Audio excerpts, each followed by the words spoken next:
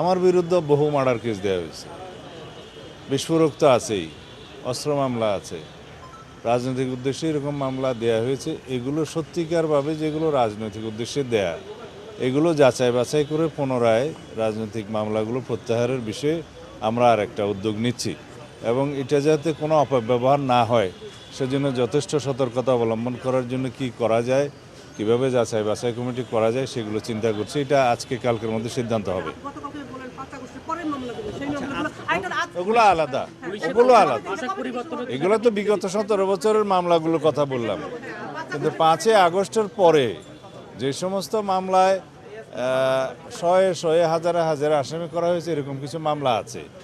ওখানে হয়রানির উদ্দেশ্যে বিভিন্ন হয়তো শত্রুতামূলক কিছু লোককে আসামি করা হয়েছে বিভিন্নভাবে, কিছু সুবিধাবাদী শ্রেণী, এরকম কিছু আমাদের নজরে এসছে। এগুলো যাচাই বাছাই করে আমরা ফাইন্ড আউট করবো, একটা বিহিত ব্যবস্থা করতে হবে, কারণ আইনের শাসন প্রতিষ্ঠা করতে হবে। আর মামলাবাজির মধ্য দিয়ে যদি কারো হয়রানি হয় তো সেটা আইনের শাসন হলো না।